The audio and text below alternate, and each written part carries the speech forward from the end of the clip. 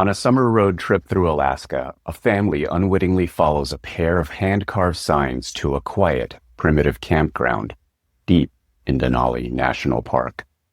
No other campers, no cell service, just a forgotten loop of fire pits and numbered posts. They spend the night in Site 6, where their daughter says a boy warned her to watch out for bears. But later, a ranger tells them the campground they stayed in was shut down decades ago. Not for bears, for a family that disappeared without trace. This is Odd National Park, where the natural meets the supernatural.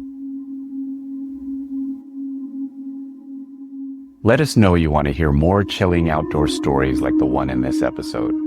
Follow Odd National Park and visit the support page on our website so we can keep exploring the weird side of the wild. Thank you.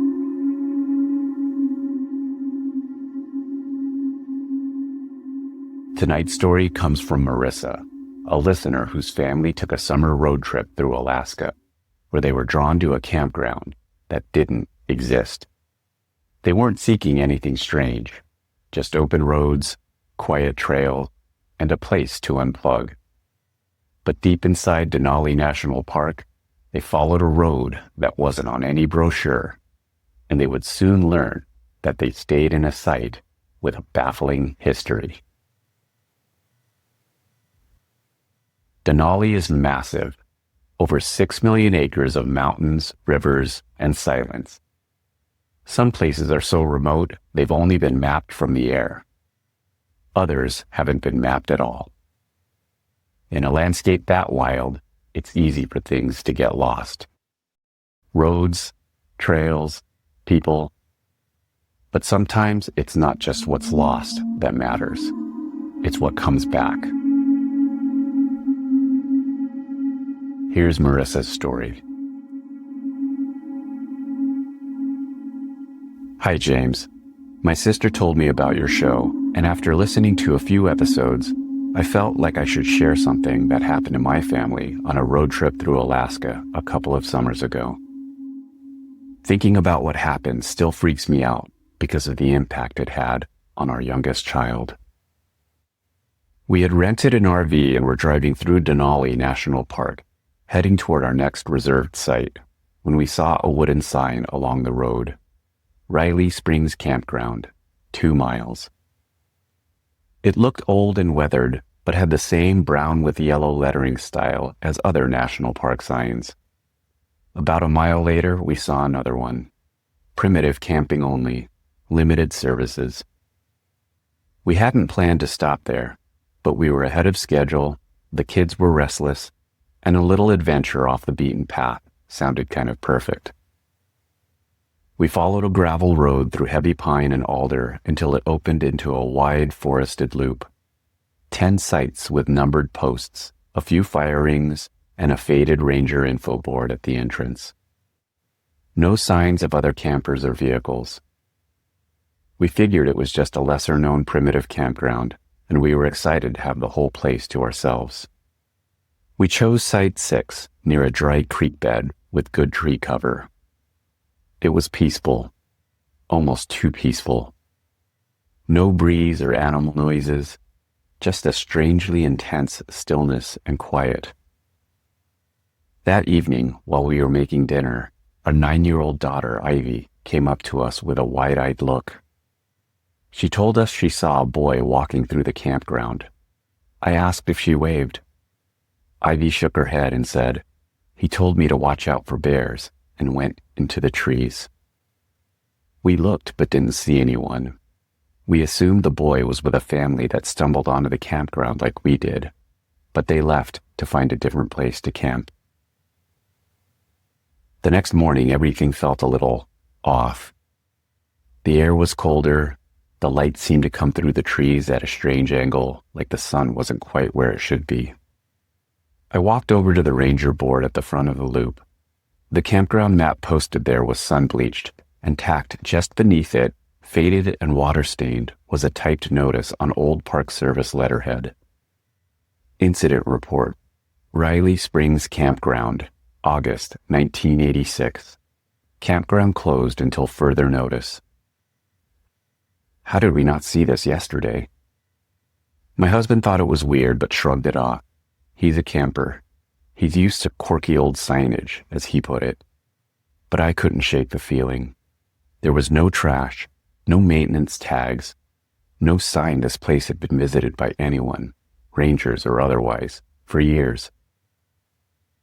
We packed up and headed out. The access road to the highway felt longer than it had the day before.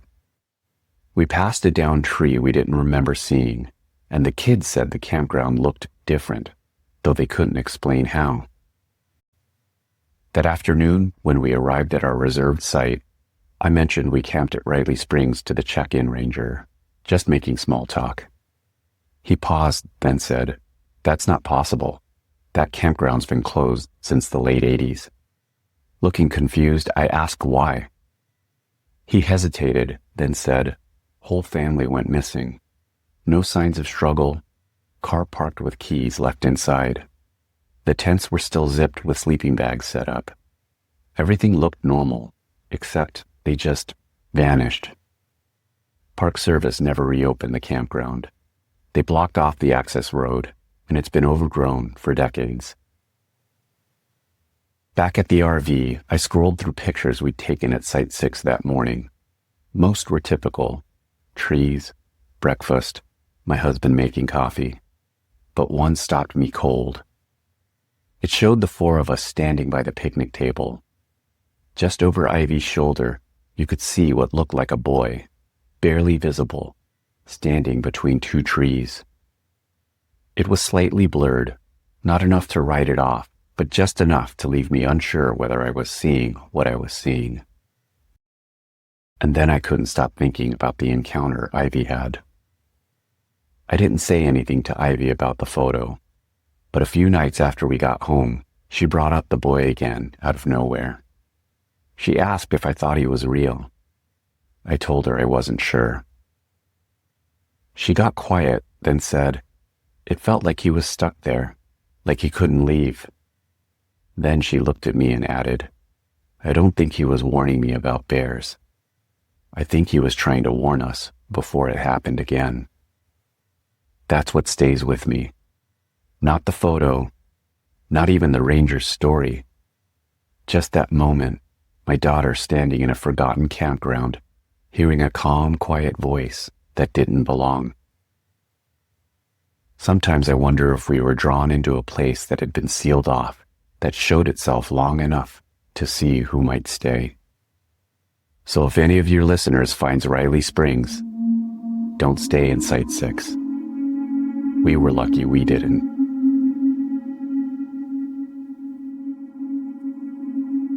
Some places don't disappear. They just wait. Closed gates, overgrown roads, faded names.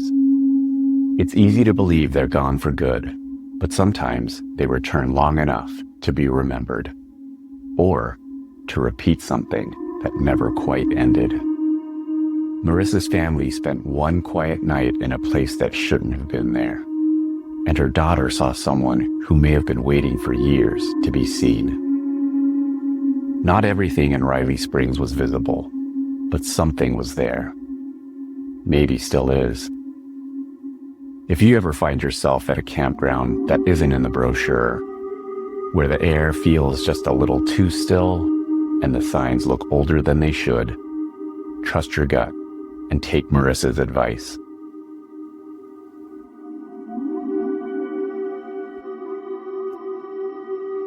Please send in your paranormal stories at oddnationalpark.com to be featured on a future episode. And be sure to visit the support page on our website so we can keep the campfire burning.